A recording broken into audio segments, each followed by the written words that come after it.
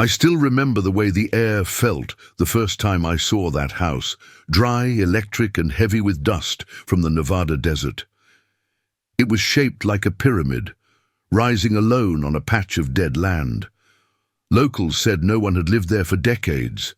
Some swore it was cursed, but I wasn't looking for comfort. I was looking for silence. My name is Henry Cole, retired police officer, age 62. After 35 years on the force in Carson City, I'd seen everything people are capable of. What they do when they think no one's watching, and worse, what they do when everyone is. When I retired, I told myself I'd finally rest. But truth is, I wasn't running toward peace. I was running away from the ghosts of what I couldn't fix. I'd lost my partner 3 years earlier, killed during a routine domestic call because our chief ignored the reports about the suspect's illegal weapons. When I pushed for an internal review, I was told to let it go. When I refused, they pushed me out.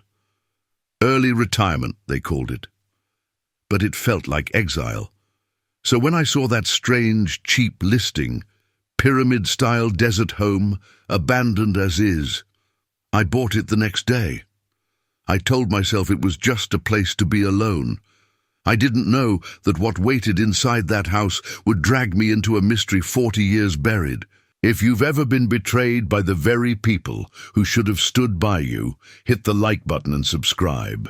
Because this story is about justice and about how far someone will go to make things right when the system fails. The house stood 20 miles outside a small town called Eureka. Nothing but sand, sagebrush, and a sky so wide it made you dizzy. The pyramid shimmered in the heat, its concrete sides cracked and pale, like the shell of a dead creature. The realtor wouldn't even go inside. He handed me the keys and said, "Don't expect power or water, and if you hear things at night, just remember it's the desert playing tricks." The front door creaked open like a whisper. Inside, the air was cold, stale, heavy with the smell of dust and something metallic. My dog, Scout, a rescue shepherd mix, sniffed the air and froze. His ears went back, a low growl rumbling in his chest. The house was empty, mostly. Just geometric rooms, bare concrete walls, and strange symbols carved into the pillars. Circles within triangles, patterns that made my skin crawl. In the center of the main room was a hatch in the floor, bolted shut. That first night, I slept in the living room with my sleeping bag and my old service revolver beside me. The wind screamed through the vents. Somewhere deep in the walls, I thought I heard a hum, low, mechanical, steady, like the house was breathing. By the third day, Scout had taken to scratching near the hatch, whining softly, like something underneath was calling to him. I tried ignoring it. I told myself the house was just old, settling. But at night, I started hearing it too, a faint knocking from below, rhythmic, patient. I didn't open the hatch until the 7th day. The bolts came off with effort, rust flaking into the cracks. A gust of cold air rushed up, carrying the scent of earth and oil. A narrow staircase spiraled down into darkness. Scout wouldn't follow, no matter how I called, so I went alone. My flashlight beam caught something metallic, rows of filing cabinets, stacks of tape reels, and on the far wall a faded emblem, a 5-pointed star. The logo of Eureka County Police, 40 years old at least. This wasn't a basement, it was a records vault. I pulled open one of the cabinets. Inside were folders, yellowed, brittle, case reports, mugshots, evidence logs. But the dates stopped abruptly at 1983. That's when I found the file that changed everything. Case 2287. Missing persons, Margaret and Thomas Willis. I recognized the last name. Willis had been the sheriff back in the 1980s. The report said his wife and son had disappeared during a robbery gone wrong, but the file wasn't signed by Willis. It was signed by Deputy Alan Mercer, a name I knew from an old corruption investigation that vanished without results. There were photos attached, black and white prints. One showed the pyramid house, half-built. Another showed the sheriff standing right where I was now, his eyes shadowed by the brim of his hat. And then there was a third photo. A small boy, maybe 10 years old, tied to a chair in this same basement, his eyes open, terrified. I dropped the folder. My hands were shaking. What the hell had happened here? That night, I couldn't sleep. The wind outside carried whispers that sounded like voices. Scout whimpered in his sleep, his paws twitching. Around midnight, the lights, what little power the generator gave, flickered and died. When I looked toward the hatch, I saw it, a faint glow, pulsing from beneath the floor. I went down again, this time armed. The glow came from one of the shelves. Behind the boxes, hidden under a tarp, was an old tape recorder, its red light blinking weakly. I pressed play. A man's voice crackled through the static. They made me do it. Sheriff said it was for the good of the county, said the boy had to be silenced. If anyone finds this, please tell them I tried to stop it. Then the tape cut out with a sharp click. I rewound it, played it again, but the rest was gone. The next morning I drove into town. The people at the diner went quiet when I walked in. They always do when an outsider shows up, but this was different. I mentioned the Pyramid House, and the waitress dropped her coffee pot. She whispered, "That place should have burned with him." "With who?" I asked, but she just shook her head. An old man sitting by the window called out, "You talking about Sheriff Willis's old house?" I nodded. He sighed. "Some things don't stay buried out there, son. You'd do well to leave that place alone." I didn't leave. I went straight to the courthouse archives. And that's where I found the truth. The Willis family hadn't been killed in a robbery. They'd been murdered by their own sheriff. The evidence was buried after his deputy, Mercer, vanished, with the only recordings that proved it. Officially, the case was unsolved. Unofficially, the town was told to forget. 40 years of silence. Now I understood why the pyramid stood empty. Why it was built like a tomb. It was won. I went back home that night, determined to find the rest of those tapes. Scout led me straight to the wall near the staircase, barking furiously.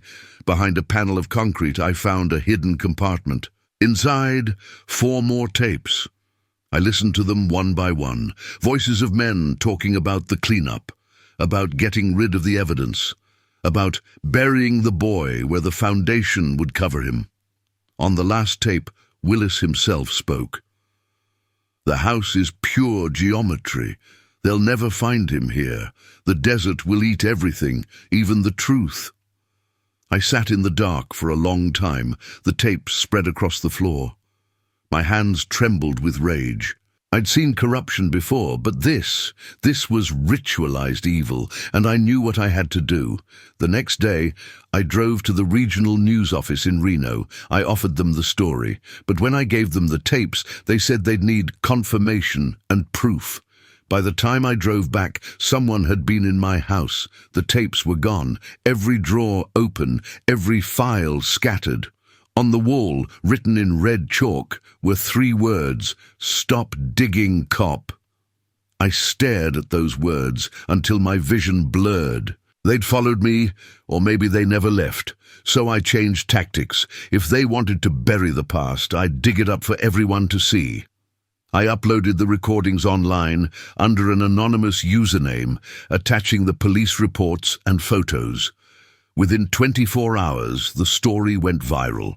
Former residents came forward. Families of missing persons demanded answers. Journalists flooded the county. They reopened the case, and that's when they found the final secret. Beneath the house, under the concrete foundation, search teams uncovered 2 skeletons, a woman and a child. DNA confirmed it. Margaret and Thomas Willis. The sheriff's body was never found. Some say he shot himself out in the desert. Others believe he sealed himself inside one of the walls of the pyramid, convinced it would protect him from what he'd done. When the story broke, the town tried to spin it as closure. But there was no closure for me. Not yet. 2 weeks later, I received a letter in the mail. No return address. Inside was a cassette tape and a note. Some ghosts don't rest until justice is complete. The tape contained a single sentence. "You're next." For a moment I felt the old fear, the same helplessness I'd felt when my partner died, but fear can be turned into something else. The next day, I called a press conference. On live camera, I played the tape. I said, "If you think you can silence me, you've learned nothing from history." Within days, federal investigators arrived. They traced the threat back to Robert Mercer, son of Deputy Alan Mercer. He'd inherited the land rights and tried to reclaim it quietly, to sell it before the investigation could finish. He was arrested for obstruction and tampering with evidence. When the verdict came down months later, guilty, I was there, sitting in the front row, Scout at my feet. As they led Mercer away, he turned to me and spat. "You think you've won? That place is cursed. It'll eat you too." Maybe he was right, because I still live there. I rebuilt the house, sealed the underground vault, planted wildflowers over the spot where they found the bodies. At night, sometimes, Scout stands by the hatch and listens, and in the hum of the desert wind, I swear I hear a child's laugh. I don't know if it's haunting or healing, maybe both. But I do know one thing: truth can't stay buried forever, so if you've ever been told to stop digging, keep digging anyway, because somewhere out there someone's praying you will. Like this story if you believe in justice that outlives its silence. Subscribe if you believe the truth deserves a voice, even when it whispers through the desert wind. And tell me in the comments, what would you have done if you'd found that house? Because sometimes vengeance isn't anger. It's light cutting through the dark 40 years too late, but right on time.